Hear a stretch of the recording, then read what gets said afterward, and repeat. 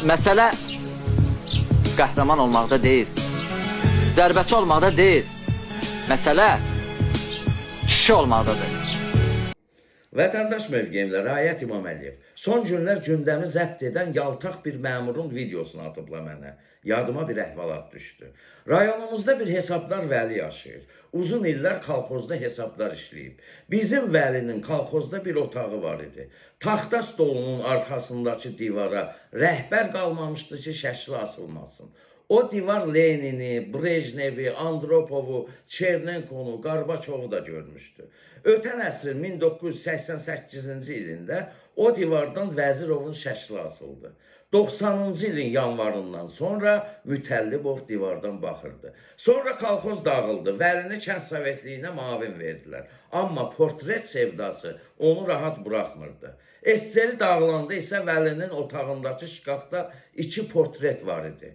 Otağında bütün günü pəncərədən bayıra boylanan Vəli arif adam idi. Elə ki, pəncərədən görürdü ki, dövlət nümayəndələri gəlir, tez Mütəllibovun ipli portretini sancaqdan asardı. Onlar gedən kimi çıxarardı. Bir də görürdü ki, kənd cəbhəçilərindən gələn var. Tez Elçibəyin portretini divara asardı. Ona demişdilər ki, Elçibəy kəndçimizdir. Onun portretini divardan çıxarma ki, hakimiyyətə gələndə heç olmasa icra hakimindən zaddan ol. O isə ehtiyatlı adam idi.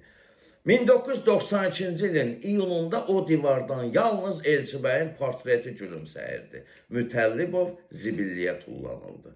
1993-cü ildə yenə Vəlinin otağında 2 portret rəfdə idi. Heydər Əliyev və Elçibəy portretləri. Yenə əvvəlki senari, dövlət adamları gələndə divardan Heydər Əliyevin, müxalifət adamları gələndə Elçibəyin portretləri gülümsəyirdi. 2000-ci ildə Elçibəy haqq dünyasına qovuşdu. Divardan artıq təkcə Heydər Əliyev baxırdı. Amma hər ehtimala qarşı Vəli hardansa Əli Kərimlinin də portretini tapıb şkafın aşağı gözündə gizlətmişdi. 2003-cü ildə Heydər Əliyev də haqqın dərgahına qovuşdu. Seçki ərəfələri idi. Namizədlər İlham Əliyev və İsa Qəmbər idi. Vəli ikisinin də portretini hazırlatmışdı.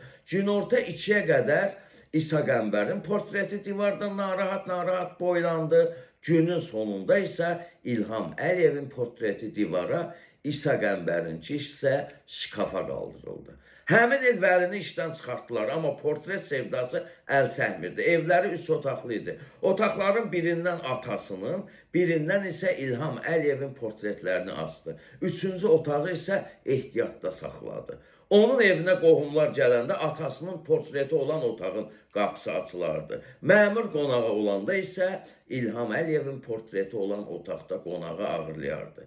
2008-ci il prezident seçkilərində 1-ci və 2-ci otaqlar əvvəlki qaydada qaldı. 3-cü otaqdan heç kəsin şəklini asmadı.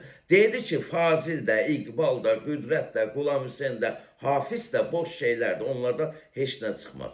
2013-cü seçkilərində yenə 1-ci və 2-ci otaqlardakı portretlər öz yerində idi. 3-cü otaqdan isə bir neçə saatlıq Cəmil Həsənlinin portreti asıldı.